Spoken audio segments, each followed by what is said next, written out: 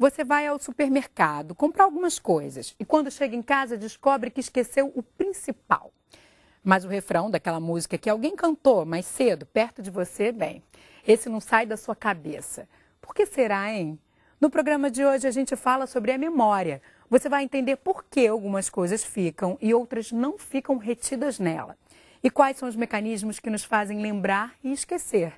Vamos mostrar técnicas que ajudam a fixar informações e práticas que permitem exercitar a memória em qualquer fase da vida.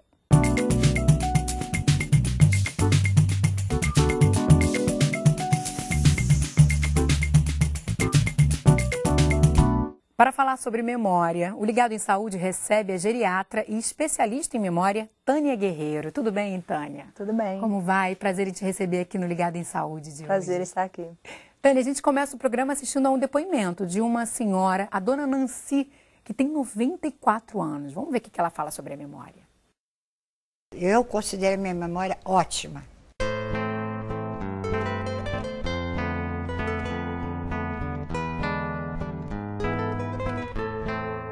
Eu não vejo a minha idade. Eu vivo de acordo com a minha vida. Eu nem sou jovem, nem sou velha. É como eu estou dizendo a você. É a minha cabeça. Entendeu? A minha cabeça é que me faz eu sentir mais jovem ou mais velha.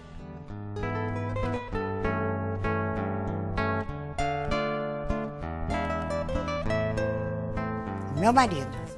O ano que eu conheci ele foi 1937, dia 20 de janeiro, dia de São Sebastião, numa festa do meu colégio, na formatura dos alunos que estavam se formando. E eu estava estudando lá, fazendo meu curso comercial, e ele terminando o dele científico. E qual foi a data exata do casamento, a senhora lembra?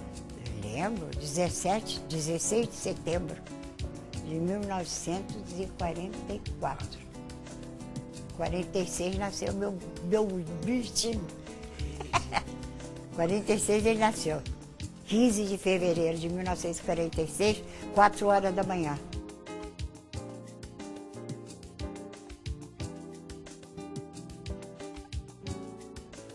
Para minha memória, eu cito que você tem que ler muito, se divertir, coisas boas, comer bem.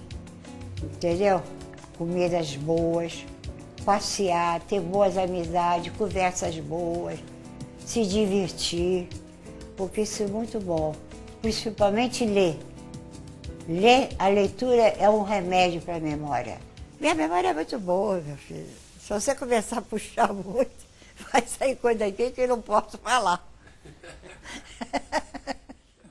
Muito bom, muito bom. Muito bom, né? Que maravilha chegar aos 94 com essa memória excelente, lembrando de hora que o filho nasceu, tudo, né? E ela expressa muita vivacidade, né? Então, muito mais do que só lembrar de coisas do passado, ela realmente se referiu a fatores que comprovadamente ajudam a memória. Que é essa questão do se divertir, né? Do ler, né? Do estar envolvido com a vida. São questões assim fundamentais para a gente ter um bom desempenho. E porque a memória é o que nós somos, né, Tânia? A nossa história, é o que nos torna únicos. Então, acredito que todo mundo queira preservá-la o máximo de tempo possível, né? Por certo, né? E nesse sentido, é importante que a gente tenha um porquê ter memória. Quer dizer, a pessoa que está engajada à vida, que tem com quem compartilhar, que tem um foco, que tem um objetivo na vida, isso tudo alimenta a memória. Então, aquele que se sente mais alijado, ou se tem a consciência que, já estou velho demais, então isso começa a apagar, vamos dizer assim, essa vivacidade mental. Porque para que lembrar se eu não tenho quem queira me ouvir? Então, isso afeta. A questão da escolaridade, ela também influencia bastante? Influencia muito.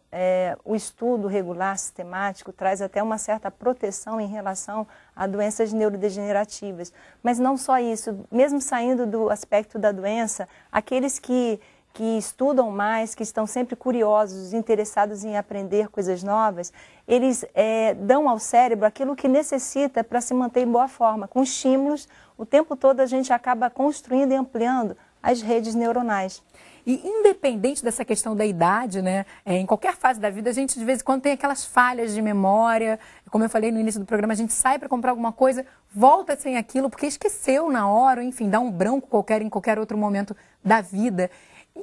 Por isso eu queria que você explicasse para a gente, eu imagino que não deva ser uma coisa tão simples assim, mas o mais simples possível, como é que funciona a memória? Que mecanismos são esses que nos fazem lembrar, às vezes, de coisas inúteis e esquecer do que é mais importante? Antes de tudo, é importante considerar que o esquecimento também é um mecanismo natural de eliminação de informações irrelevantes. Se não fosse o esquecimento, nosso sistema nervoso viveria sobrecarregado, estressado, né? Então, a gente naturalmente elimina, a gente filtra aquilo que é mais interessante que seja guardado na memória. Então, como se dá a memória? O sistema nervoso recebe informações do mundo exterior através dos sentidos, né? E essas informações são levadas até o cérebro através de fibras nervosas. E lá, para que essa informação seja fixada, é necessário que circuitos, caminhos neuronais, vamos dizer assim, pensando em células nervosas, são construídos verdadeiros circuitos, como se fosse fiação elétrica. Como pontes, né? Isso, pontes, ligando um setor ao outro. E assim, por exemplo, para que seja gravada uma informação nova, é necessário que seja consolidado, estabilizado ou ampliado um circuito já existente, um circuito elétrico. Então, se você já conhece um assunto e você vai aprender mais coisas sobre aquele assunto, aquele circuito que já está formado, ele vai se tornar mais sofisticado, com mais variáveis, com mais células, vamos dizer assim, fazendo, vamos dizer assim, pontes, né? Mas muitas vezes a gente acaba esquecendo do que você falou, que existe uma limpeza, né? Uma espécie de limpeza normal que faz você eliminar o que não é tão importante. Mas às vezes acontece o contrário. Por que isso acontece? Pode ter a ver com esse excesso de informação que a gente está exposto hoje? Nos dias de hoje, assim, cada vez as pessoas se queixam mais de falhas de memória e não são pessoas necessariamente de meia idade, terceira idade. Muitos jovens, profissionais que estão assim no auge de sua carreira profissional se queixam porque são muitas informações e se a pessoa não entende o que acontece com a memória, para poder administrar melhor essas demandas, acaba perdendo conteúdos que seriam assim prioritários na vida dela. Então, porque a nossa memória, um dos tipos de memória que eu considero assim fundamentais é a memória de trabalho, a memória operacional.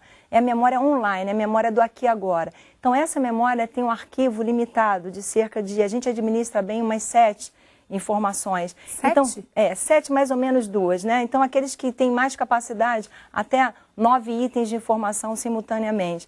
Com a avançada idade, isso diminui. Mas a verdade é que, se a gente, por exemplo, está preocupado com alguém que está doente, se a pessoa não está se sentindo bem fisicamente, se existem várias coisas no dia a dia que estão ocupando a memória dela de trabalho simultaneamente, ela pode, diante de uma palestra, uma informação ou um telefonema que ela queira guardar o recado, aquilo já não cabe mais nessa memória do momento presente. Então é preciso ter consciência do que está competindo pela sua atenção em cada momento para você ser mais eficaz. E nesse momento, anotar ou despejar de alguma forma essas informações é uma saída? Com certeza. Eu costumo recomendar a meus alunos, meus clientes, a ter um caderno de ideias do lado.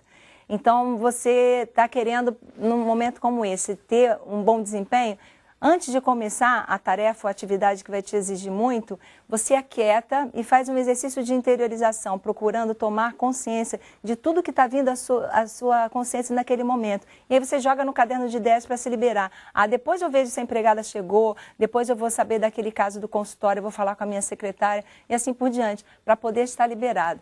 Agora, um outro aspecto que é importante em relação às emoções, são as emoções, porque muitas vezes o que está ocupando a mente são questões não conscientes. Então, se a pessoa não se conhece bem, então às vezes tem alguma coisa lá, um ressentimento, alguém falou com ela de mau jeito pela manhã, ela ficou chateada, magoada, ponto. Isso ocupa a memória de trabalho.